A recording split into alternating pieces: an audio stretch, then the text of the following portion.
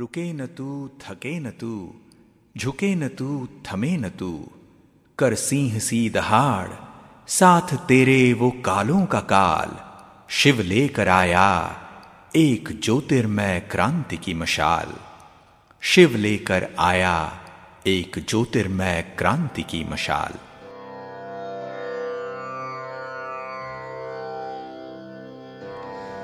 आओ मिलके संकल्प करें, हमें पावन बनना है।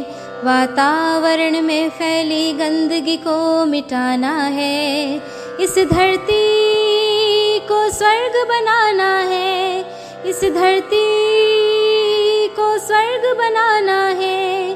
आओ मिलके संकल्प करें, हमें तपस्वी बनना है।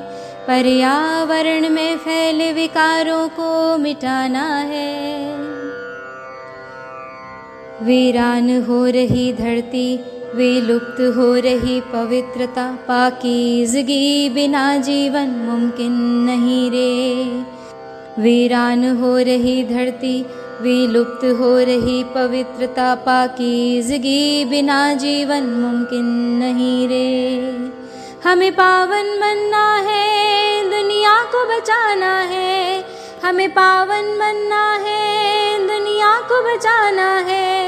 आओ मिलके संकल्प करें, हमें योगी बनना है। संसार में फैली अशुद्धि को मिटाना है। इस धरती को स्वर्ग बनाना है। इस धरती को स्वर्ग बनाना है। ये धरती घर सभी का है, आत्माओं का ये ठिकाना है। खंडर हो रहे घर को फिर से घर बनाना है। खंडर हो रहे घर को फिर से घर बनाना है। आओ मिलके संकल्प करें, हमें पवित्र बनना है। सृष्टि में फैली नापाकी को अब तो मिटाना है। इस धरती को स्वर्ग बनाना है। इस धरती को स्वर्ग बनाना है। ये मुरली अमृत जीवन का है, आत्माओं का ये खजाना है। बेजान हो रही रूह की फिर से ज्योति जगानी है। बेजान हो रही रूह की फिर से ज्योति जगानी है। आओ मिलके संकल्प करें, हमें क्रांति लानी है। वसुंधरा में फैला अंधकार मिटाना है। इस दुनिया को ज्योतिर्मय बनाना है। इस दुनिया को ज्योतिर्मय बनाना है। इस दुनिया को ज्योतिर्मय बनाना है। ओम शांति। यूं निकल पड़ा हूँ सफ़र में मैं, मुझे मंजिलों की तलाश है। नए रास्ते, नए आसमां, नए हौसलों की तलाश है। यूं निकल पड़ा हूँ सफ़र में मैं, मुझे मंजिलों की तलाश है। नए रास्ते, नए आसमां, नए हौसलों की तलाश है। जहाँ बंदिशों की हो हद ख़त्म, उस हंसी शहर की तलाश है। जहाँ रंग व खुशबू का हो मिलन, मुझे उस उफ़क़ की तलाश है। जहाँ बंदिशों की हो हद ख़त्म, उस हंसी शहर की तलाश है। जीवन खोज है, क्वेस्ट, एक प्यास।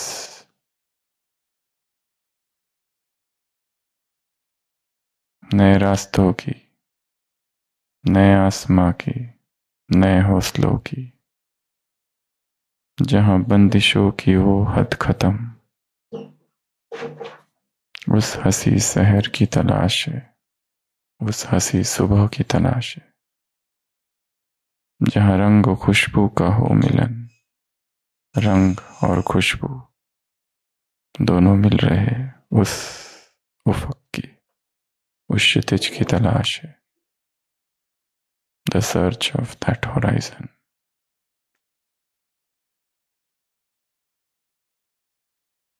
इस जीवन का लक्ष्य है परम सत्य को पाना, और परम सत्य बहुत सूक्ष्म है, और सूक्ष्म को पाने के लिए बुद्धि भी कैसी हो, सूक्ष्म, सूक्ष्म से सूक्ष्मतर और सूक्ष्मतर से सूक्ष्मतम की ये यात्रा है जहां पहुंचना है।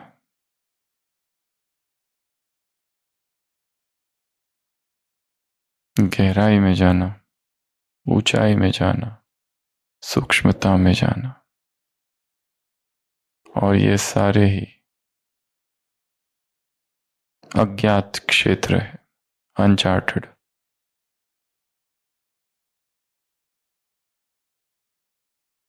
इसलिए थोड़ा सा डर भी है और रहता है।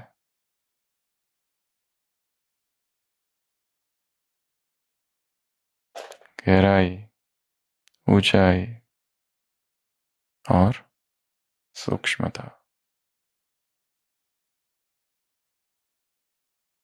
When much in the woods as a little girl, I was told that snake would bite me, that I might pick a poisonous flower or mushroom, or the goblins would kidnap me.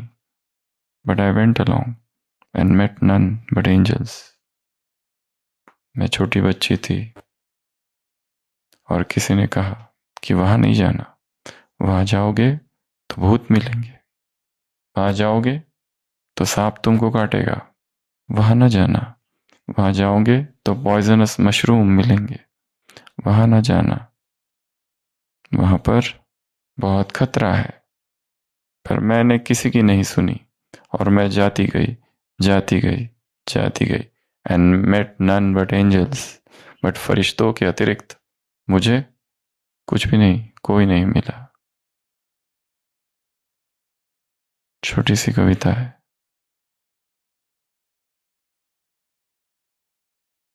भीतर भय है, और भय से मुक्ति का मार्ग क्या है? बढ़ते जाओ, करते जाओ, भय खत्म होते जाएगा। तो 1974 की अंतिम 2 मुरलियां,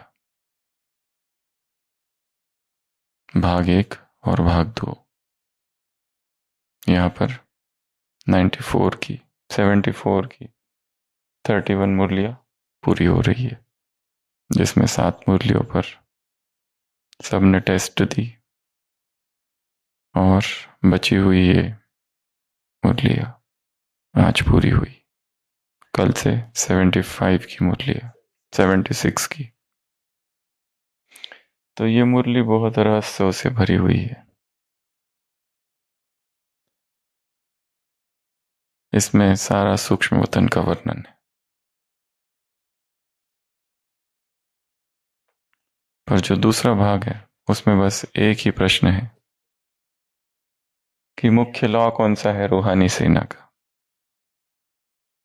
छोटी सी और एक ही लॉ, न खुद के शरीर को देखो, न दूसरों के शरीर को देखो। That's it. बस ये एक ही लॉ है, सबसे तगड़ा, सबसे शक्तिशाली।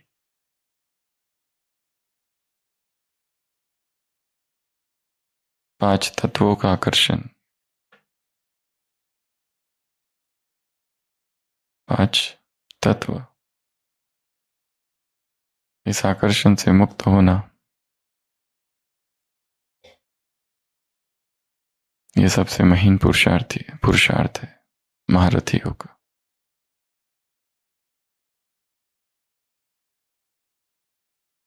तो ये अंतिम 2 मुरलियां है। फिर 74 को हम पूरा करके कल से 76 चालू करेंगे।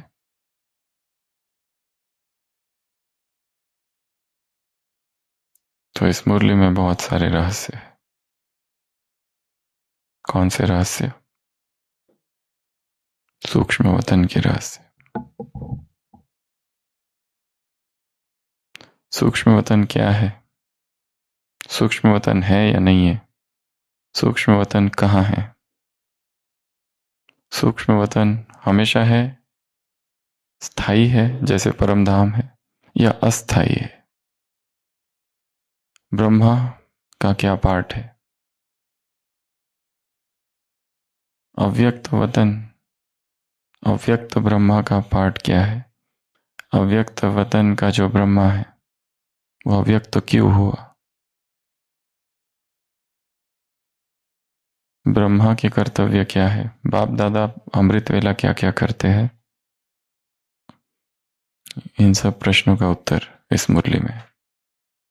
पर इस मुरली को समझने से पहले एक और मुरली है जो समझनी होगी, जो इस मुरली से जुड़ी हुई है।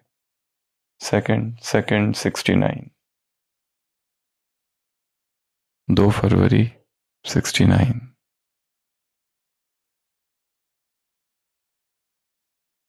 तो वो तो पूरी हो गई। पार्ट 2, एक ही लॉ है रूहानी सेना का, रूहानी मिलिट्री का, रूहानी आर्मी का, रूहानी योद्धे का, स्पिरिचुअल वॉरियर का। लॉ कौन सा है? न तो स्वयं की देह को देखो, ना दूसरों की देह को देखो।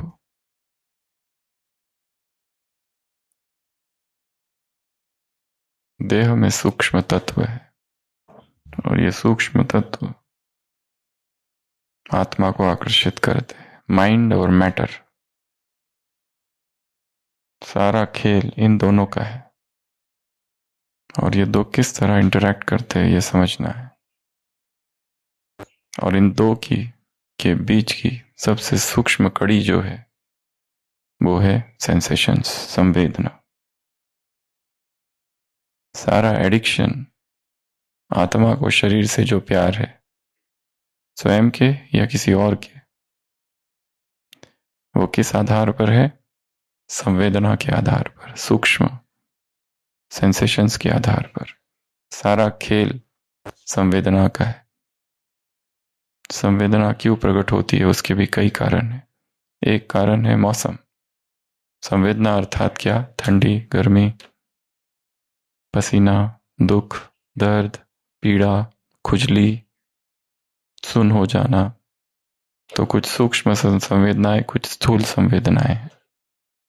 धड़कना, फड़कना, धड़कन, फड़कन, सिहरन, दबाव, ये सब संवेदनाएं। बहुत पसीना आना, ये सारी संवेदनाएं।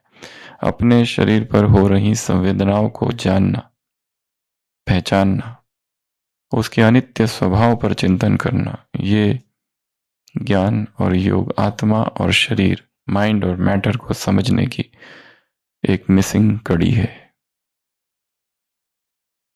क्योंकि आत्मा को जो इतना प्यार है शरीर से, वो क्यों है? क्योंकि ये सेंसेशंस दो प्रकार के, सुखद दुखद, प्लेजेंट अनप्लेजेंट, प्रिय अप्रिय, सूक्ष्म और सूक्ष्म, स्थूल क्लियर अनक्लियर, स्पष्ट अस्पष्ट, न्यूट्रल। तो आत्मा जहां सुखद उत्पन्न हो जाता है, प्लेजेंट प्रिय, वहां पर उसको लगा हो जाता है राग। और जहां अनप्लेजेंट है वहां द्वेष, डिसलाइक, घृणा। हमारे जो भी एडिक्शंस है, जितने विकार है आत्मा के, मुख्य तो विकार असंख्य है, फिर 5, और 5 में भी मुख्य केवल 2, राग और द्वेष। जो अच्छा है उसके प्रति राग और जो अच्छा नहीं है उसके प्रति द्वेष। और यह प्रकट होता है शरीर के तल पर। इसलिए विकार इतने जल्दी निकलते नहीं है, क्योंकि हम सारा कार्य कॉन्शियस माइंड पे करते रहते हैं। सबकॉन्शियस में हम पहुंच ही नहीं पाते, क्योंकि सबकॉन्शियस में पहुंचने की भाषा हमें पता नहीं। और वो आलम्बन, वो टूल है सेंसेशंस। कल हमने एक देखा था श्वास। श्वास विकारों से जुड़ा है। ये 2 बहुत महत्वपूर्ण टूल्स है। श्वास को देखते रहो, श्वास को देखते देखते विकारों को देखने लगोगे। दूसरा, सेंसेशंस को देखते रहो, सेंसेशंस को देखते देखते विकारों तक पहुंचोगे, गहराई तक। और जहां कोई विकार, कोई सेंसेशन नहीं है, उसको भी देखते रहना। क्यों काम विकार से छूट नहीं पाती आत्मा? क्यों? बुद्धि के तल पर तो समझ लिया है, काम नरक का द्वार है, दुख देता है, अनुभव भी हो चुका है, फिर भी नहीं छूट पाती है। क्यों? क्योंकि इंद्रिय और विषयों की टक्कर होती है, उस टंकार से एक संवेदना उठती है, और वो संवेदना, वो सेंसेशन सुखद है। ऐसी सुखद अनुभूति है कि वो एडिक्शन उस सुखद अनुभूति का है, उस व्यक्ति के शरीर का नहीं, उस व्यक्ति के स्पर्श का नहीं।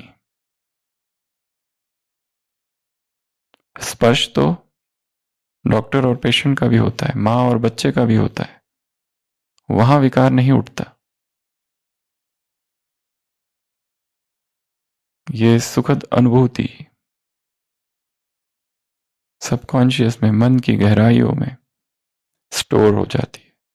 और एडिक्शन इस अनुभूति का है कि वो अनुभव चाहिए जब साकार मन से कॉन्शियस माइंड डिस्टर्ब्ड है, उसे सुख चाहिए, थक चुका है, आराम चाहिए, रिलीफ चाहिए, बहुत स्ट्रेस में है, विकार की याद आती है, क्योंकि वहां एक सुखद अनुभूति है। तो एडिक्शन उस अनुभूति का है, उस प्लेजेंट सेंसेशन का है। इसीलिए अभ्यास ऊपर से नीचे और नीचे से ऊपर, ऊपर से नीचे और नीचे से ऊपर इस शरीर को देखते रहो, अपने मन को घुमाते रहो, और हर संवेदना अस्थाई है, भंगुर है, अनित्य है। इसका चिंतन हमें समता की ओर ले जाएगा, स्थिरता की ओर ले जाएगा। दर्द हो रहा है ना, चला जाएगा, थोड़ी देर है बस। सुखद अनुभूति हो रही है ना, थोड़ी देर है, चली जाएगी। अशरीरीपन का अनुभव हुआ, केवल तरंगे, पर वो भी अनित्य है, थोड़ी देर रहेगा, फिर से देहभान आ जाएगा थोड़ी देर में। कुछ भी नित्य नहीं है। इसका निरंतर चिंतन हमें धीरे धीरे सुखद और दुखद दोनों ही संवेदनाओं की तरफ समता भरा चित्त निर्माण करेगा। तो ही हम विकारों से मुक्त हो सकते, अन्यथा नहीं। इसलिए ये दोनों अभ्यास, ब्रेथ अवेयरनेस मेडिटेशन और बॉडी स्कैनिंग, अत्यंत महत्वपूर्ण है राजयोग की इस साधना में, साक्षी भाव के इस साधना में। ये लिंक है। तो इस मुरली में ये सारे प्रश्न उठे हैं। तो पहले हम देख रहे थे वो, न स्वयं के शरीर को देखो, न दूसरों के शरीर को देखो। बाबा ने उससे भी ऊपर कह दिया है, आवश्यकता ही नहीं है देखने की। नजर नीचे, नजर नीचे। जहां नजर जाती है वहां शक्तियां बहती है। इसलिए उन नियम मर्यादाओं की अब भी आवश्यकता है, और साथ साथ इन संवेदनाओं के अनित्य स्वभाव को भी समझने की आवश्यकता है। क्योंकि विकार न स्त्री देखता है, न पुरुष, न बहन, न भाई, न किसी संबंध, न किसी स्थान, न कोई समय को उसको बताए। उसे तो बस वो अनुभूति चाहिए, बस। और वो अनुभूति सेकंड की है, बस वो चाहिए। और उसी अनुभूति के पीछे वो विकर्म कर बैठता है। वो 5-10 मिनट का विकर्म है, और जीवन पूरा कारागार में बीत रहा है। क्या उन्हें पता नहीं? जो सजा काट रहे जेल में, पर परवश हो जाते। इतनी स्ट्रॉन्ग इस सेंसेशंस के प्रति आसक्ति है। लोग 6-6 मास रिहैब सेंटर में रह के आते हैं, उसके बाद फिर पीना चालू करते। 6 मास वहां रहने के बाद, 6 मास ना मोबाइल, ना कोई इंटरनेट, ना किसी रिश्तेदार से मुलाकात, 6 मास सुबह से लेकर रात तक की दिनचर्या बनी हुई है। एक्सरसाइज, पुनर्वसन केंद्र में, रिहैब सेंटर्स में एक्सरसाइज होती है, लेक्चर्स होते हैं, एक्टिविटीज होती है, स्थूल काम होता है, परिवार वालों को मिलने नहीं देते, इतनी मोटी तगड़ी फीस देनी पड़ती है हर मास की, 30-30, 40-40 हजार, और फिर सब कुछ करके वहां से आता है और उसके दूसरे दिन ही पीना चालू करता है। क्या है वो? एडिक्शन उस दारू का है ही नहीं, वो एडिक्शन उस तंबाकू बीड़ी सिगरेट का है ही नहीं, वो एडिक्शन उस चरस गांजे का है ही नहीं। वो एडिक्शन है डोपामिन इफेक्ट, हैप्पीनेस हार्मोन्स। वो लेने के बाद यहां से केमिकल्स रिलीज होते हैं और वो केमिकल्स पूरे शरीर में, तन बदन में सुखद अनुभूति कराते, सुखद संवेदना। एडिक्शन उस संवेदना का है, प्लेजेंट सेंसेशन का है, सुखद संवेदना, प्रिय संवेदना। ये सबसे गहरी खोज है विकारों के छूटने की, सबसे मिसिंग लिंक।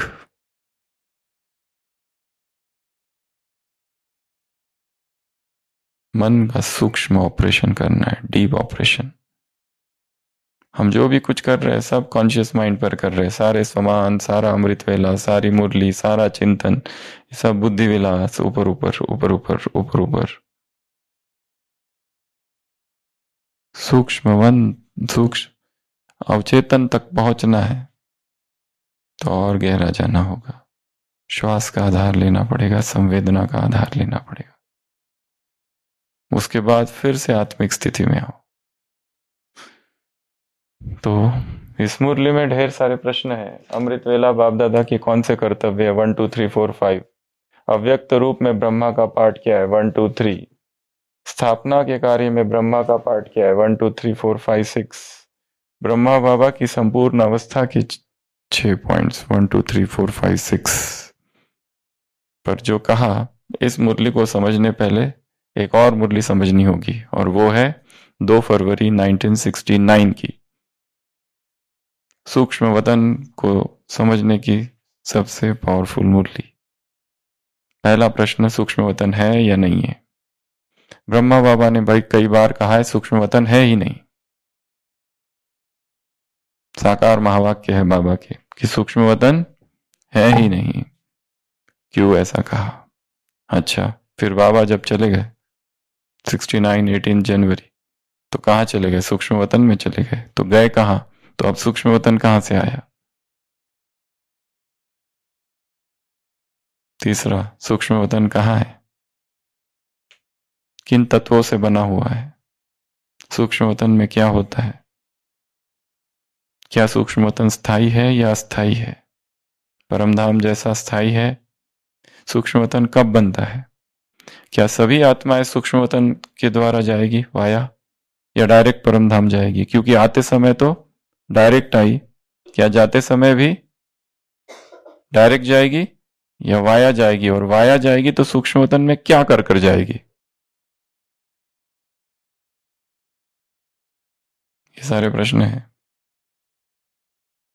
तो पहला प्रश्न है सूक्ष्म वतन है या नहीं। मुरली की तरफ चलते हैं।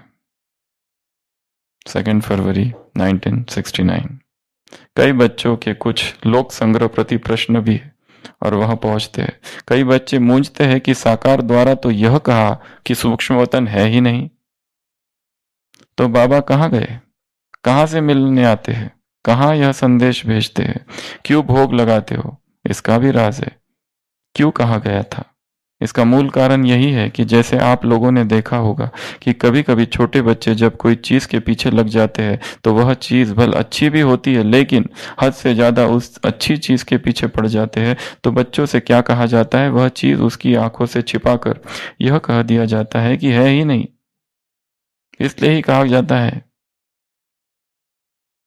कि इसकी जो एक्स्ट्रा लगन लग गई है, एक्स्ट्रा लगन, वह कुछ ठीक हो जाए। इसी रीति से वर्तमान समय कई बच्चे इन्हीं बातों में कुछ चटक गए हैं तो उनको छुड़ाने के लिए साकार में कहते थे कि यह सूक्ष्म वतन है ही नहीं।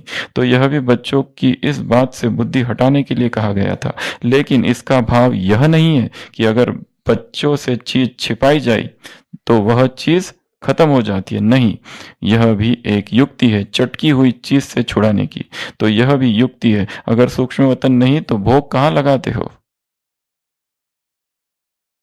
इस रस्म रिवाज को कायम क्यों रखा गया? कोई भी ऐसा कार्य होता है तो खुद भी संदेश क्यों पूछवाते हो? तो ऐसे भी नहीं कि सूक्ष्म वतन नहीं है, सूक्ष्म वतन है। तो सबसे पहला प्रश्न था, सूक्ष्म वतन है या नहीं है? उत्तर है। लेकिन पेट, तो पहला प्रश्न है कि नहीं है? उत्तर है। तो क्यों कहा नहीं है? क्योंकि यज्ञ के शुरुआत में जो पाठ चला था वो ध्यान का पाठ चला था। लंबा लंबा समय ध्यान में चले जाते थे, कई कई दिनों तक ध्यान में चले जाते थे, दिन रात ध्यान में ही रहते थे, निष्ठा ध्यान। और फिर एक दिन बाबा ने हिस्ट्री हॉल में एक संदली में एक भाई को बिठाया, एक बहन को बिठाया और कहा जाओ सूक्ष्म वतन में। 1 घंटा तक सूक्ष्म वतन में थे। तब तक बाबा ने परमधाम से आके मुरली चलाई और फिर पूछा बताओ मुरली में क्या था? वो दोनों कहने लगे हमको पता ही नहीं। तो बाबा ने कहा देखो ये बच्चों को पता है, ये तो खेल पाल है, ये तो टाइम वेस्ट है। जब परम धाम से भगवान आ रहा है और इन्होंने वो सुना ही नहीं, और ये क्या कर रहे थे? इनका तो टाइम वेस्ट हो गया ना। सूक्ष्म वतन का पाठ, ध्यान का पाठ खत्म।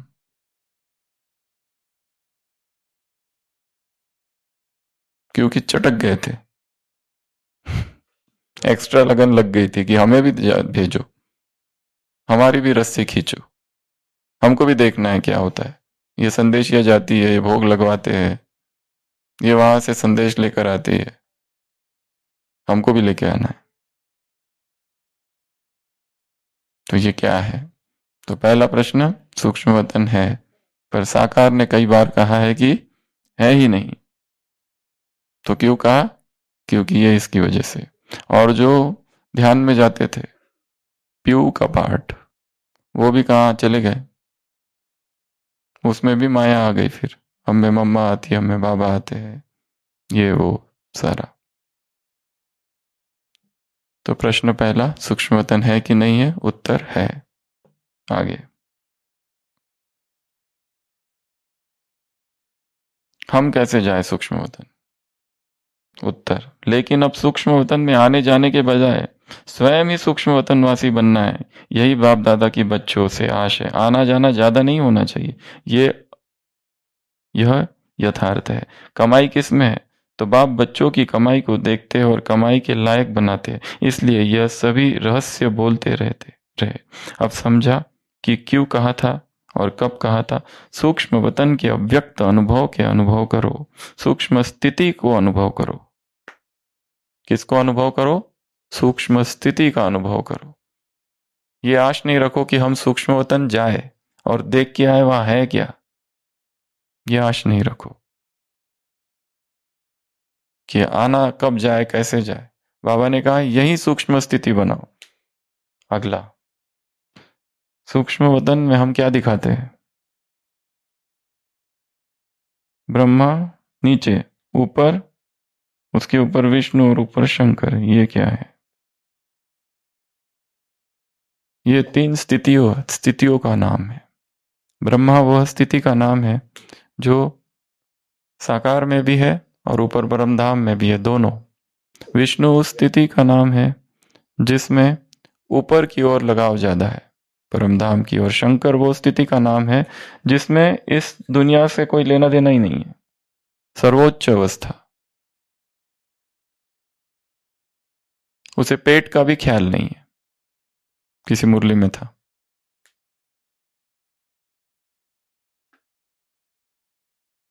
वो शंकर वाली स्थिति ब्रह्मा की भी अंतिम स्थिति है। तपस्वी, संपूर्ण तपस्वी स्थिति है। ब्रह्मापुरी, विष्णुपुरी, शंकरपुरी।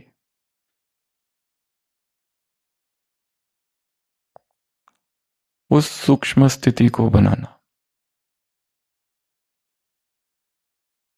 अर्थात इस शंकरपुरी में पहुंचना।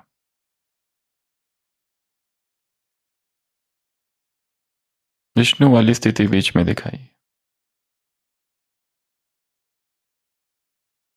अगला, क्या सूक्ष्म वतन स्थायी है या अस्थायी है? सूक्ष्म वतन अस्थायी है, स्थायी नहीं है। स्थायी क्या है? परम धाम, क्योंकि सूक्ष्म वतन है नहीं है। अगला प्रश्न, क्या सूक्ष्म वतन कोई भौगोलिक व्यवस्था है? क्या एरोप्लेन से वहां पहुंचा जा सकता है? नहीं। अगर देखा जाए तो मन के संकल्पों की ही वो स्थिति है, रचना है। सूक्ष्म वतन मन के संकल्पों की ही रचना की अवस्था है। अगला प्रश्न था कि आत्माएं परमधाम में डायरेक्ट जाएगी या सूक्ष्म वतन वाया? तो सूक्ष्म वतन से जाएगी। किस लिए सूक्ष्म वतन जाएगी? बचे हुए हिसाब किताब को चुकतू करने। आत्मा कहाँ जाएगी? सूक्ष्म वतन, बचे हुए हिसाब किताब चुकतू करने। पहले सूक्ष्म वतन जाएगी, वहां हिसाब चुकतू होंगे, फिर परम धाम जाएगी। अगला प्रश्न, क्या ब्रह्मा अकेला परम धाम जाएगा? ब्रह्मा सृष्टि की एकमात्र आत्मा है जिसने शरीर छोड़ने के बाद पुनर्जन्म नहीं लिया है। इस सृष्टि की एक ही आत्मा है जिसने शरीर तो छोड़ा पर बाद में पुनर्जन्म नहीं लिया। बाकी सब, मम्मा, दादिया, सब ने पुनर्जन्म लिया है। पुनर्जन्म से मुक्त इस समय केवल एकमात्र ब्रह्मा की ही आत्मा है, और वो भी लंबे समय तक क्यों, उसका भी उत्तर यहां आया है इन 5 पॉइंट्स में। ये ब्रह्मा बाबा की संपूर्णता की 6 विशेषता है, उसके 6 पॉइंट्स है जो हम देखेंगे। इस मुरली तो अभी चालू ही नहीं की है।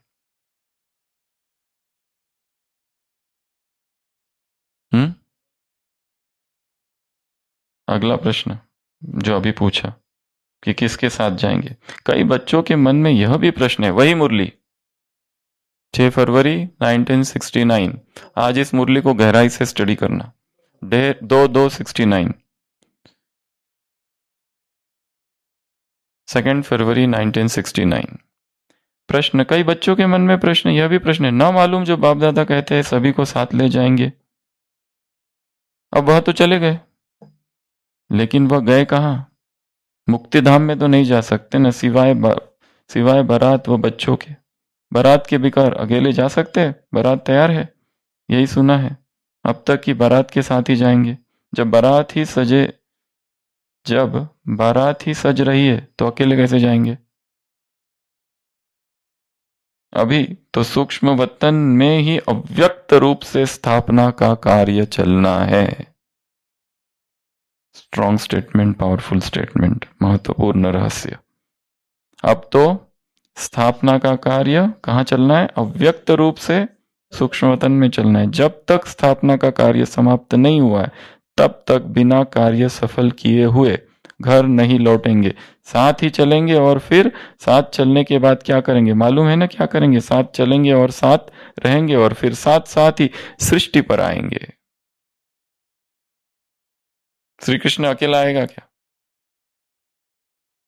गोपियां चाहिए। श्री कृष्ण की कितनी रानियां दिखाई है? 16,108। वो कौन है? हम। सुदामा जो है श्री कृष्ण से मिलने आते हैं, दरिद्र सुदामा पोहा लेकर आता है। श्री कृष्ण स्वागत करते, अवभगत करते, अंदर बिठाते हैं, अपनी रानियों को बुलाते हैं कि ये ब्राह्मण है और हमारा कर्तव्य क्या है? ब्राह्मणों को के सामने झुकना, उन्हें वंदन करो, और हे सुदामा तुम आशीर्वाद भी दो। रुक्मिणी आती है, अष्टपुत्र सौभाग्य भव। फिर दूसरी आती है, सत्यभामा आती है, और वो आने ही लगती है। तब तक सुदामा भव फिर इतना थक जाता है कि अब केवल भव कितनी हो गई? वो कहते अभी तो केवल 1,000 हुई है, टोटल है 16,000। वो कहते अब नहीं होता है मुझसे, अब तो केवल भव करते हैं। फिर कृष्ण समझ जाते हैं, कहते तुम लोग अब एक साथ ही आशीर्वाद ले लो। तो तो ये भी भक्ति की कहानी है श्री कृष्ण की।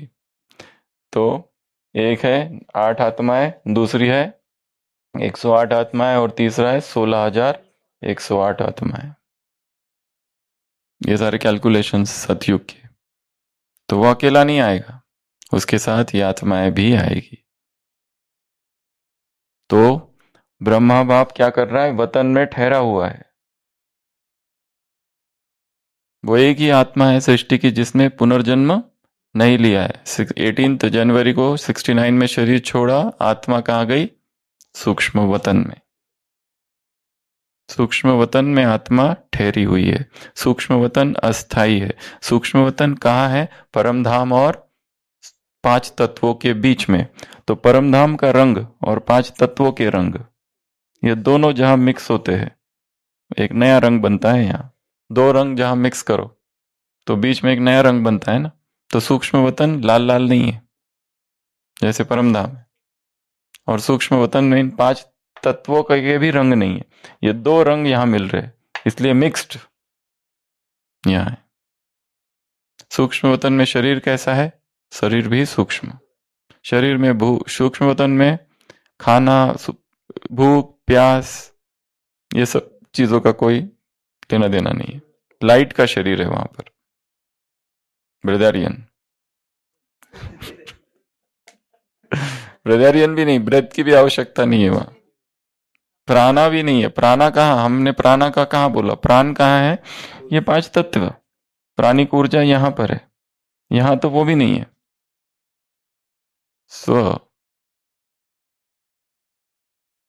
तो आत्माएं तो क्या ब्रह्मा बाबा परम धाम चला गया?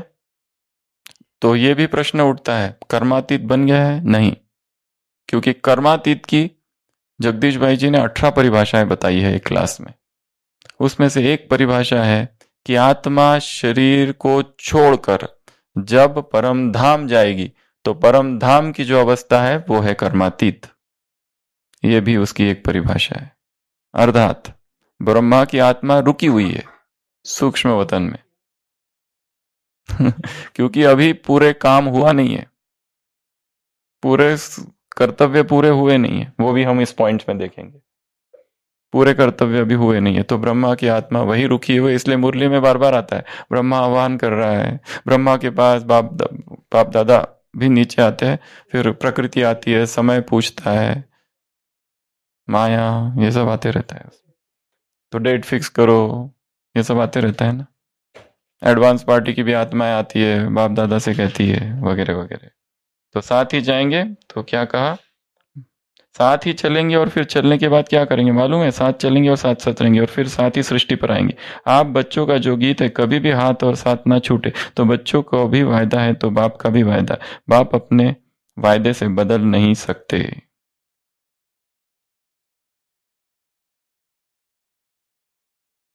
सूक्ष्म वतन किन तत्वों से बना हुआ है? परमधाम, ये धरती 5 तत्वों की बनी हुई है। सूक्ष्म वतन किससे बना है? लाइट से बना हुआ है। और परम धाम किससे बना हुआ है? वो तो लाइट भी नहीं है वहां। तो लाइट है या नहीं? वाइब्रेशंस, केवल वाइब्रेशन। सूक्ष्म वतन संकल्पों से बना हुआ है। सूक्ष्म शरीर कितने हैं? एक या असंख्य? असंख्य है। संकल्प जिस तरह है उस तरह का उस समय सूक्ष्म शरीर। अभी हर संकल्प का एक सूक्ष्म शरीर है। तो जितने संकल्प उतने सूक्ष्म शरीर। तो जब जैसी जो अवस्था है, अवस्था बदल रही है, सूक्ष्म शरीर बदल रहे हैं। कभी काले काले सूक्ष्म शरीर, कभी सफेद सफेद, कभी दाग वाले, कभी बहुत स्वच्छ। प्रसेनजीत राजा महावीर से मिलने आते हैं और बीच में देखते हैं महावीर के आश्रम से पहले ही एक योगी है, तपस्या में लीन है एकदम बिल्कुल। महावीर से वो पूछते हैं कि इन्होंने अगर अभी शरीर छोड़ा तो क्या होगा? महावीर कहते हैं अगर अभी इस वो जो तपस्वी कर रहा है ना, वो कोई साधारण नहीं है। वो पहले राजा था, अभी तपस्वी बना है, सब राजपाट छोड़ के संन्यास दीक्षा ली है। अगर इसने अभी शरीर छोड़ा तो क्या होगा? महावीर कहते हैं ये सीधा नरक में जाएगा। वो राजा कहता है ऐसे? इतनी कठोर तपस्या? थोड़ी देर के बाद वो राजा उसको देख के फिर आते और फिर पूछते अगर इसने अभी शरीर छोड़ा तो क्या होगा। वो कहता है वो सीधा स्वर्ग जाएगा। वो कहता है ये क्या कह रहे हो, अभी तो आपने कहा इसने शरीर छोड़ने के बाद नर्क जाएगा और अभी कहते हो शरीर छोड़ने के बाद नर्क जाए, पहले कहा नर्क और अभी कहते हो स्वर्ग, हाउ कम। वो कहते हैं वो राजा जो था वो जब तपस्या कर रहा था और जब तुमने प्रश्न पूछा तो उसी समय उसको किसी ने पूछा, उसको बताया किसी ने कि तुमने जो राजपाट छोड़ दिया और संन्यास लिया उस राज्य पर किसी ने आक्रमण कर दिया है। तब ये सोचने लगा था कि मैं ये क्या कर रहा हूं, मुझे भी तो अपने राज्य को बचाने जाना है। तो बुद्धि राज्य की तरफ चली गई सारा कुछ छोड़ने के बाद भी। और फिर अगले ही क्षण उसे एक स्मरण आ गया कि मैं तो सन्यासी हूं, मैंने सब कुछ छोड़ दिया है, ये लौकिक चीजों से मुझे मुझे क्या। और तब तुमने दूसरा प्रश्न पूछा कि अब ये कहां जाएगा। चेंज हो गई थी मनस्थिति। सूक्ष्म वतन सूक्ष्म शरीर बदल रहे। अभी यहाँ क्लास में बैठे हैं सूक्ष्म शरीर अलग है, कमरे में जाओगे सूक्ष्म शरीर अलग, बाबा के कमरे में अलग, सेवा में अलग। और जब कोई निंदा करता है, अपमान करता है, ग्लानि करता है, कल की मुरली, तब चेंज हो जाती है सूक्ष्म शरीर। तो सूक्ष्म शरीर बदलते जाता है। सूक्ष्म शरीर की रचना संकल्प से होती है, इसलिए सूक्ष्म वतन की भी रचना संकल्पों के आधार पर है। सारा कारोबार संकल्पों के आधार पर चलता है वहां। और परम धाम में संकल्पों के आधार पर नहीं चलता, क्योंकि परम धाम में संकल्प भी नहीं है। तो क्या आत्मा में संपूर्ण पवित्र आत्मा जब बनती है, क्या वास्तव में संपूर्ण पवित्र बनती है? तो फिर द्वापर से वापस विकर्म वाले संस्कार क्यों प्रकट होते? क्योंकि सब कुछ गहराई में रहता है, मर्ज हो जाता है एकदम डीप में। इसलिए द्वापर से जैसे आत्मा नीचे आती है, परम पहले देवता सतयुग में है, त्रेता में है, फिर देवताओं में विकर्म कहां से चालू हो गए? वो बीज तो वहां पर है जो प्रकट होने लगता है, खुलते जाता है। फिर तो परम धाम में भी ये प्रश्न अभी सोचने जैसा है, क्या है वहां पर?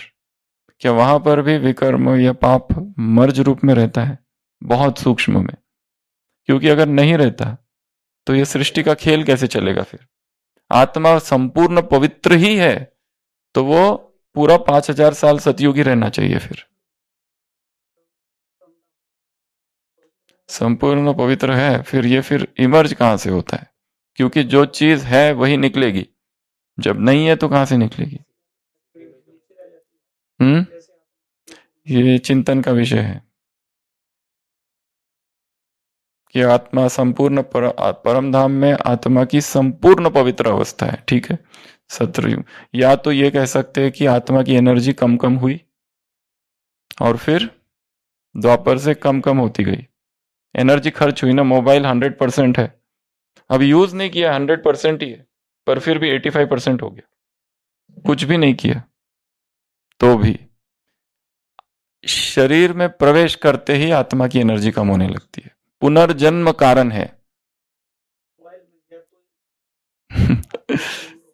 आत्मा अगर सिम मोबाइल के बाहर है तो पैसे खर्च बिल्कुल नहीं होंगे। जैसे उसमें सिम घुसा, आत्मा जैसे ही शरीर बदला, पुनर्जन्म एक कारण है, वो विकर्मों की स्टार्टिंग का। आत्मा सतयुग त्रेता में कौन से पाप किया आत्मा ने जो उसकी स्थिति नीचे उतर रही है? पाप नहीं किए पर पुनर्जन्म लिया है, बस यही कारण है। पुनर्जन्म ही आत्मा के गिरने का कारण है। इसलिए तो भक्ति मार्ग में क्या गायन चला कि जन्म मृत्यु के चक्र से ही छूटो, यही तो लक्ष्य है। पुनरपि जननम पुनरपि मरणम पुनरपि जठरे जठरे शयनम। कब तक मां के गर्भ में जाते रहूंगा? ये जन्म मरण के चक्र से ही मुक्ति, ये है भक्ति मार्ग का लक्ष्य और उसी को मोक्ष कहा गया है। और बाबा ने कहा मोक्ष है ही नहीं, ऐसे झटके दिए संगम पर। सारी पुरुषार्थ ही मोक्ष के लिए कि मोक्ष मिल जाए, परम पद को पालू। और ये मानते भी है कि बुद्ध को निर्वाण पार निर्वाण चले गए, निर्जरा हो गई, निर्जरा हो गई, सारे कर्मों की सब खत्म हो गया, अभी जन्म नहीं। और एक शब्द है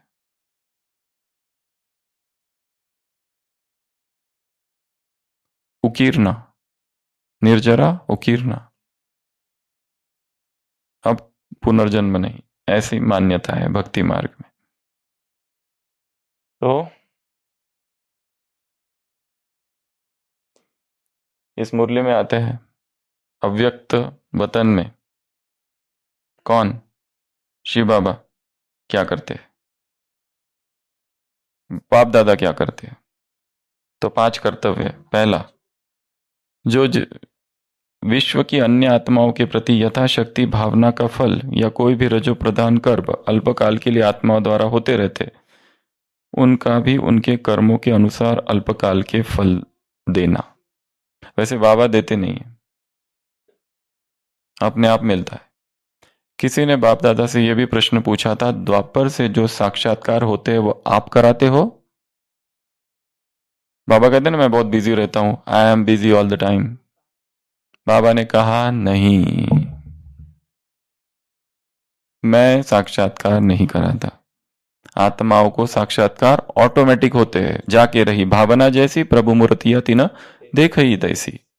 हनुमान का भक्त है, हनुमान हनुमान हनुमान, अब नहीं प्रकट हो गए तो गला काट दूंगा। हनुमान प्रकट हो जाते, बोलो क्या चाहिए? हे देवी मैं गला काट दूंगा। हे मां, हे गोविंद, हे गोपाल, हे कृष्ण, हे राम। राम जी के भक्त के सामने कृष्ण प्रकट हो जाए तो उसे पसंद नहीं आता। यहां तक कि वो राम की जी की मूर्ति और कृष्ण की मूर्ति एक साथ है और इधर धूप जलाओ तो अगर कृष्ण के मुंह नाक में वो डाल दो कपास, ताकि इसकी सुगंध धूप की उसको ना जाए, क्योंकि हम भक्त राम के हैं। तो सबसे पहला काम इस मुरली में बाबा ने कहा है कि वो फल देता है कर्मों के अनुसार। दूसरा कर्तव्य अमृत वेला, भक्तों की जो भावना है उस भावनाओं का फल देना और साक्षात्कार कराना। पर डायरेक्ट जब बाबा से पूछा गया था तब बाबा ने कहा था मैं नहीं कराता, अपने आप होते, परंतु हमेशा ज्यादा ये कहा हुआ है। तीसरा, कल्प पहले छिपे हुए ब्राह्मण आत्माओं को संदेश पहुंचाने के लिए बच्चों को निमित्त बनाने के कार्य में, हमको वो निमित्त बनाता है उन आत्माओं तक पहुंचाने के लिए। तीसरा कर्तव्य। चौथा, वैज्ञानिकों को क्या करता है कि देखरेख करता है, पुरानी दुनिया को समाप्त करने अर्थ उनको निमित्त बनाता है, उनकी देखरेख कि मतलब देखता है अच्छे बॉम्ब्स बनने चाहिए, ताकि मतलब क्या है ज्यादा लोग एक साथ मरे, क्योंकि तुमने मुझे बुलाया, मैं थोड़ी ना आया, तुमने बुलाया है। पर तुमको पता था तुमने बुलाया किसको? तुमने महाकाल को बुलाया, अब मरो। मैं आया हूं तुम सब की आत्माओं को लेने, शरीरों को जलाकर आत्माओं को ले जाने में आया हूं। ये चौथा कर्तव्य। और 5वां कर्तव्य उसका, ज्ञानी तो आत्मा स्नेही व सहयोगी बच्चों को सारे दिन के अंदर ईश्वरीय सेवा का कार्य करने व मायाजित बनने में हिम्मते बच्चे मददे बाप के नियम के अनुसार उनको भी मदद देने का कर्तव्य। तो बाप दादा के अमृत वेला के ये कर्तव्य। बाप दादा भी तो अमृत वेला कुछ करते हैं। क्या क्या करते हैं? पहला, जो कर्म करते हैं लोग रजोगुनी कर्म, उसका वो फल देता है। दूसरा कर्तव्य, भक्तों की जो भावना है उस अनुसार उनको फल देता है, उनको साक्षात्कार कराता है। तीसरा कर्तव्य, जो निमित्त बच्चे हैं, जो दूसरी आत्माओं तक उनको पहुंचना है, वो ढूंढने में उनको काम मदद करता है, जो कल्प पहले वाली आत्मा है। चौथा कर्तव्य, जो वैज्ञानिक है, देखता है उनकी बुद्धि को अच्छी अच्छी टचिंग्स हो, पावरफुल बॉम्ब्स बनाए, विनाश की तैयारी में उनको प्रेरणा देना। और 5वां कर्तव्य, जो ब्राह्मण बच्चे हैं उनको मदद करना। तो ये बाप दादा के 5 कर्तव्य। अगला, अव्यक्त रूप में ब्रह्मा के पाठ में 3 बातें। पहला, स्वयं के प्रति, दूसरों के प्रति, और तीसरा, स्वयं के प्रति भी साधनों का आधार नहीं लेना पड़ता उसको। इसलिए इस प्रकार एक तो संपूर्ण होने के नाते संपूर्णता की तीव्र गति आ गई। दूसरा, स्वयं पर समय व शक्तियां यूज नहीं करनी पड़ती, इसलिए सेवा के लिए तीव्र गति है। और तीसरा कर्तव्य, विनाशी साधनों के आधार ना होने के कारण संकल्प की तीसरी गति। इसमें बाबा ने कहा है ना इसके पहले कि व्यक्त शरीर में ये 3 बातें करनी पड़ती है। जब शरीर लेते हैं तो 3 बातें करते हैं। स्वयं के प्रति टाइम देना पड़ता है, बच्चों के प्रति और विश्व के प्रति, तीनों में ही समय देना पड़ता है। और कर्म भोग के प्रति भी समय प्रति समय टाइम देना पड़ता है, इस योग शक्तियों को यूज करना पड़ता है। पर अभी तो शरीर ही नहीं है तो बीमार नहीं पड़ेंगे, तो टाइम देने का काम नहीं। ये 3, तो यहां पर अव्यक्त प्रभा के ये 3 पार्ट में क्या है? पहला, साधनों का आधार नहीं लेना पड़ता है, न तेल लगाओ, न बाल बनाओ, न नहाओ, सूक्ष्म वतन में नहाना नहीं है, वो सब नहीं है, भोजन नहीं है, टाइम वेस्ट से मुक्त, बफेलो जोन से परमानेंट मुक्त, 0 बफेलो, सीधा लायन जोन के भी ऊपर का जोन है वो। स्वयं के प्रति शक्तियां नहीं यूज करनी पड़ती, कुछ नहीं, कोई कर्म भोग नहीं कर्मों का। ये 3 बातें। अभी स्थापना के कार्य में ब्रह्मा का पाठ। अब ये ब्रह्मा के लिए 5 बातें स्थापना के कार्य में। पहली पॉइंट, ब्रह्मा का पाठ स्थापना के कार्य में अंत तक नोंधा हुआ है। लास्ट तक ब्रह्मा ही एकमात्र रथ है, ब्रह्मा ही एकमात्र। बाबा की पधरामणि केवल ब्रह्मा के ही पाठ में होगी, और किसी के पाठ में नहीं, और किसी के शरीर में नहीं। पहला, अंत तक ब्रह्मा का ही पाठ है। दूसरा पॉइंट, जब तक स्थापना का कार्य संपन्न नहीं हुआ है तब तक निमित्त बनी हुई आत्मा का पाठ समाप्त नहीं हुआ। तो प्रश्न है, क्या ब्रह्मा का पाठ समाप्त हो गया? नहीं हुआ। ब्रह्मा अभी भी उसका पाठ पूरा कर रहा है, क्योंकि उसकी आत्मा सूक्ष्म शरीर सहित कहां पर है? परमधाम सूक्ष्म वतन में है। तीसरी पॉइंट, जब तक दूसरा पार्ट नहीं बजा सकता, अर्थात ब्रह्मा पुनर्जन्म नहीं लेगा कि ब्रह्मा का जन्म हो गया है, जब तक उसका कार्य पूरा नहीं होता है, नो रिबर्थ। चौथा पार्ट, जगत पिता के नए जगत की रचना संपन्न करने का पार्ट ड्रामा में नोंदा हुआ है। नए जगत की रचना इसी के द्वारा, जगत पिता के साथ, वो जगत पिता है। पांचवा, सृष्टि, मनुष्य सृष्टि की सर्व वंशावली रचने का सिर्फ ब्रह्मा के लिए ही गायन है, ग्रेट ग्रेट ग्रैंड फादर। अर्थात ये जितने धर्म स्थापक आके गए, बुद्ध, महावीर एक साथ आए, एक तरफ बुद्ध भी थे, एक तरफ महावीर भी थे, उन दोनों के भी परम पिता कौन है? ग्रैंड फादर ब्रह्मा, मोहम्मद पैगंबर, गुरु नानक देव जी, ये जितने भी धर्म स्थापक आए हैं, ग्रेट ग्रेट ग्रैंडफादर ब्रह्मा ही है। छठवां पॉइंट, सिर्फ स्थिति, स्थान और गति का परिवर्तन हुआ है, लेकिन पार्ट ब्रह्मा का अभी तक वही है। जो यहां वो काम कर रहा था बस वहां कर रहा, यहाँ शरीर के साथ कर रहा था, वहां बिना शरीर के कर रहा। यहाँ उसकी लिमिट थी, उसको शरीर से जाना पड़ता था, खिलाना पड़ता था, शरीर के भी हिसाब थे। अब वहां उसके शरीर के हिसाब नहीं है, उसके पुनर्जन्म नहीं है, और वहां संकल्प से काम करता है वो। उसकी इसमें भी कहा है बाबा ने, एक शब्द बोला है स्पीड के लिए, सुपर स्पीड, क्या बोला है? Quick speed. हाँ, क्विक स्पीड 2 बार आया है मुरली में ये शब्द। इसके लिए अगर सेवा फास्ट करनी है तो क्या करो? शरीर से अलग हो जाओ, शरीर छोड़कर सूक्ष्म शरीर से ज्यादा सेवा हो सकती है। एक ही जगह बैठे हैं परंतु सूक्ष्म शरीर सबकी मैत्री किरणें फैला रहे हैं, सूक्ष्म शुभ भावनाओं की किरणें फैलाते रहो। ये हो गया 6 बातें। अभी आ जाओ ब्रह्मा के संपूर्ण अवस्था का वर्णन, 6 पावरफुल पॉइंट्स, ये तो याद कर लेनी है। कल भी कहा था 12 सिद्धियां याद होनी चाहिए।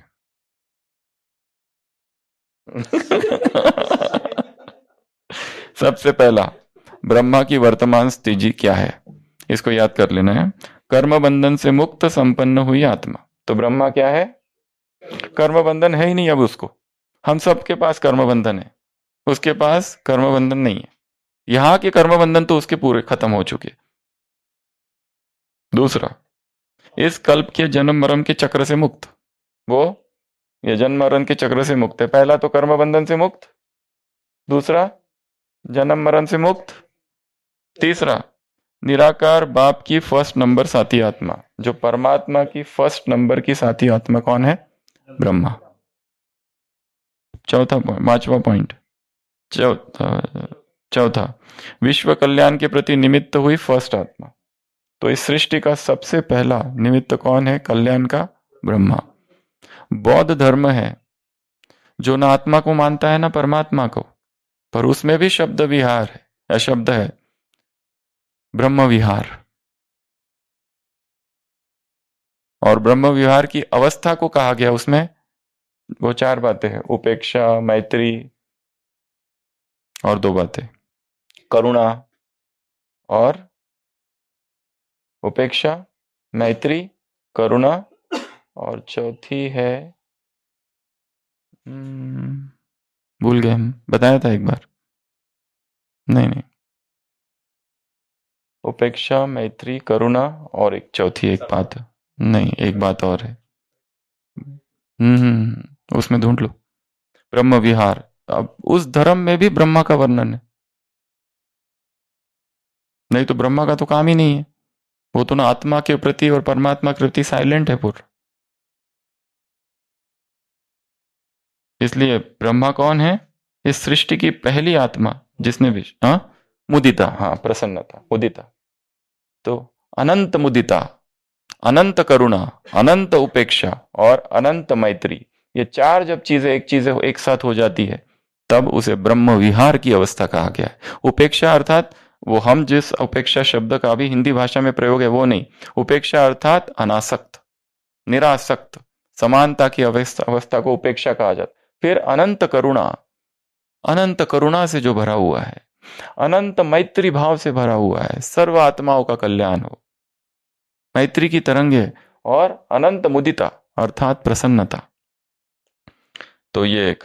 फिर 5वां, स्वयं प्रति और विश्व के प्रति सर्व सिद्धि प्राप्त हुई आत्मा। ऐसी कोई सिद्धि नहीं है जो ब्रह्मा के पास नहीं है। अब इसलिए बाबा ने एक लाइन और कही है, उसके पहले ये 6वां पॉइंट ले लेते। जहां चाहो और जितना समय चाहो वह वहां स्वतंत्र रूप से पाठ बजा सकता है। ये भी प्रश्न पूछते हैं ना, ब्रह्मा का पाठ कब तक, और ब्रह्मा सूक्ष्म वतन में अब तक क्या कर रहा है और कब तक करेगा, उसको ये छूट किसने दे दी है वहां इतना समय रहने की परमिशन परमिट कार्ड, उसको ये परमिशन कहां से मिली? तो उत्तर है, जब अल्पकाल की सिद्ध प्राप्ति की हुई आत्माएं अपनी सिद्धि के आधार पर अपने रूप परिवर्तन कर सकती है, तो क्या ब्रह्मा नहीं कर सकती? तो सर्व सिद्धि प्राप्त हुई आत्मा व्यक्त रूपधारी बनकर जितना समय चाहे, क्या वह उतना समय ड्रामा अनुसार नहीं रह सकती? फिर भी ड्रामा को घुसेड़ दिया बीच में। यही तो गोल गोल है सारा खेल। बीच में से बाबा ने ड्रामा को ढाल की तरह प्रयोग किया है। बाबा ने 3 काल्पनिक चीजें खड़ी की है। पहला, माया। ये माया थोड़ी ना कोई है, माया कोई व्यक्ति है क्या? ये खड़ी की है उसने। दूसरा ड्रामा, और तीसरा कुदरत। ये क्या है? कुदरत। ये सृष्टि कैसे रची? ये कुदरत है। ये पत्थर लाल लाल गोल गोल कैसे हो गया? वो आता है ना मुरली में, गोल गोल हो गया वो शिवलिंग, कैसे? बाबा कहते कुदरत। कुदरत, माया और ड्रामा, इससे बाबा को बहुत राहत मिली है। नहीं तो लोग पागल कर दिए होते भगवान को, हमारा भी कर दो, हमारा भी कर दो। बाबा कहते ड्रामानुसार हुआ, मैं थोड़ी करता हूँ। इसी आधार से वो भी कहा है, साक्षात्कार ड्रामा द्वारा होते हैं, मैं थोड़ी करता हूँ। अपने को पहले गुरु जो होता है ना, स्मार्ट गुरु, पहले तो अपनी सेफ्टी देखता है कि नहीं तो ये लोग मुझे पागल कर देंगे। इसलिए पहले उसने अपनी सुरक्षा के लिए कुछ बातें खड़ी करके रखी। सृष्टि को कैसे रचा, तुमने क्यों रचा, ये 5000 साल का ही क्यों है? ड्रामा अनुसार है, मैं थोड़ी ना किया। ये 5000-6000 साल का क्यों नहीं है? डायनासोर कहाँ चले गए? वो तो दिखाई नहीं देते, वो अंडे से निकलते थे या डायरेक्ट आते थे? सतयुग में डायनासोर थे क्या? ये जो पूरी सृष्टि खत्म हो जाएगी, वापस कैसे तैयार हो जाएगी? ये घर गिर गया, वापस कैसे खड़े हो जाएगा? ड्रामा अनुसार होगा। तो ये बात। तो हाँ, इस दुनिया में आत्मा को क्यों जन्म लेना पड़ता है, इसका कारण बताओ। परम धाम से आत्मा को सतयुग में क्यों आना पड़ता है? 4 कारण है। परम धाम से आत्मा को धरती पर क्यों आना पड़ता है? जो बहनें कोर्स कराती है उसमें वो कहानी सुनाती है ना, बच्चे खेल रहे थे नीचे, फिर उसकी मम्मी ऊपर 4थे मंजिल पर है, फिर मम्मी कहती है आओ आओ बेटा, वो कहते हैं नहीं नहीं मम्मी मुझे खेलना है। फिर वो कहती है, थोड़ी देर के बाद फिर आती है, अभी आ जाओ। वो तो बच्चा कहते हैं नहीं नहीं मेरा अभी पूरा नहीं हुआ। मम्मी फिर कहती है फिर आओ, फिर वो कहता है नहीं नहीं, फिर एकदम ही मैला जब होता है तो मम्मी उसको बुलाती नहीं है, आके उसको कॉलर पकड़ के ले जाती है ऊपर और फिर उसको अच्छे से नहलाती धुलाती है और फिर कहती है अभी नीचे मत जाना। वो कहते हैं अभी नहीं जाऊंगा, वो तो बहुत गंदा है, ऊपर से वो भी देखता है इतना गंदा। फिर थोड़ी देर के बाद जब ऊपर ज्यादा रहता है वो घर पे, तब उसको ही अंदर से आता है कि जाऊं जाऊं, कब जाके खेलूं, कब जाके खेलूं। मेरे दोस्त आ गए होंगे, come on let's play on earth. एक चित्र बनाया था किसी ने बहुत सुंदर, परम धाम, एक झूला, एक छोटी सी लड़की झूले पे और यहाँ धरती। Come on let's play on earth, come on let's play on earth. तो 4 कारण है इस धरती पर आत्मा क्यों आती है। पहला, कर्मों का बंधन। दूसरा, संबंध का बंधन। कोई ये नहीं कह सकता मुझे नहीं जाना है सृष्टि, धरती अच्छी नहीं है, धरती ये बहुत ही लोग खराब है वहां, और वापस सतयुग त्रेता तक तो ठीक है, बाद में वापस द्वापर में गिरो और फिर ना ना ना, मुझे जाना ही नहीं है। और ऐसी अगर किसकी इच्छा है ना वो भी पूरी होगी, वो लास्ट तक वहीं रहेगी, खा खा केवल लास्ट में आएगी थोड़ा सा पार्ट और वापस ऊपर। ऐसी भी कुछ आत्मा है। परमधाम खाली, अभी अगला प्रश्न, परमधाम खाली हो गया क्या? है 2-3 आत्मा वहां वो आएगी लास्ट में एकदम विनाश के समय, आए पार्ट प्ले किया और गए। और छोटी बहुत ही कम स्टेज में एक ही जन्म में सतयुग त्रेता द्वापर का त्रेता का अनुभव करेगी। सतयुग त्रेता द्वापर सतो रजो तमो का एक ही जन्म में अत्यंत खुश, और फिर रजोगुण और सीधा तमोगुण, एक ही जन्म में तीनों चारों अनुभव करके बाय बाय। तीसरा, सृष्टि के पार्ट का बंधन। पहला कर्म का बंधन है, दूसरा संबंध का बंधन है, सृष्टि के पार्ट का बंधन, और चौथा देह का बंधन। चोला तैयार होता है और आत्मा को पुराने से नए में आकर्षण करता है, आकर्षण होता है। बच्चे को लगता है मैं क्या कर रहा हूं। वो सिंदबाद की स्टोरी सुनी है ना, सिंदबाद सुना है? सिंदबाद समुद्र का यात्री, बार बार समुद्र में 7 बार समुद्र की यात्रा की, पहले जाता है, बहुत बहुत मुश्किलें आई, बहुत मुश्किलें आई, और बहुत पैसा कमा के लेके आता है। फिर सोचता है अभी मैं नहीं जाऊंगा कभी भी ना, बहुत मुश्किल है। कई बार तो जान जाते जाते बची, पर रहने के बाद, शांति से रहने के बाद फिर अंदर से उठता है कि फिर जाऊं, फिर जाऊं, फिर जाता है, फिर सोचता है अगली बार नहीं जाऊंगा, फिर जाता है, अगली बार सोचता है अब नहीं जाऊंगा। 7 बार यात्रा करता है, सिंदबाद की यात्रा। तो यहां पर भी आत्मा ऊपर तो चली जाती है, परंतु कर्मों के बंधन, संबंधों के बंधन, शरीर के बंधन, पार्ट का बंधन, ये चारों चीजें उसे खींचती है और आत्मा घसीटती हुई नीचे नीचे आती है। और जब बहुत दुखी हो जाती है तो फिर पुकारती है प्रभु उठा ले, हे प्रभु उठा ले। तो ये मुरली में और भी कुछ बातें हैं, पर अभी टाइम पूरा हो रहा है इसलिए इसको छोड़ते हैं। बाकी ये रहस्यपूर्ण मुरली। और आज होमवर्क नंबर 1, ब्रह्मा के कौन कौन से नाम है वो सारे नामों की लिस्ट लिखनी है, ब्रह्मा के नामों की लिस्ट। होमवर्क नंबर 2, सूक्ष्म वतन पर एक कमेंट्री बनानी है, ऑडियो 2 मिनट की, ज्यादा लंबी नहीं बनानी, 5-5 मिनट की। अभी वतन पहुंची, ये किया वो किया, इधर लाइट उधर लाइट, ये लाइट, वो सब नहीं, 2 मिनट की कमेंट्री, ये दूसरा होमवर्क। और तीसरा ये सारे 3-4 जो पॉइंट्स है, और वो जो मुरली स्टडी करने को कहा, 2-2 69 की मुरली स्टडी। तो आज 74 की सारी अव्यक्त वाणियां पूरी होगी। 7 पर आपने एग्जाम दे दी है। बची है क्या और कुछ? बीच में ले ली थी ना, चलो वो कल ले लेंगे। हमको लगा, हम तो बहुत ही खुश हो गए थे कि हो गया काम पूरा। अच्छा,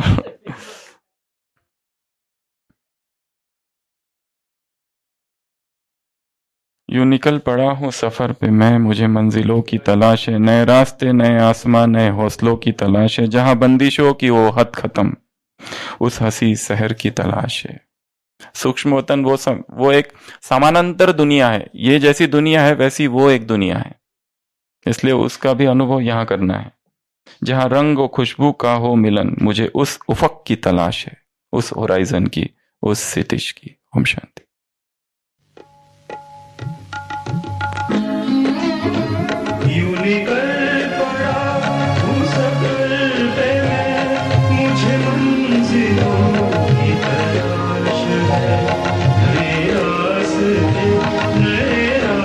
Bye.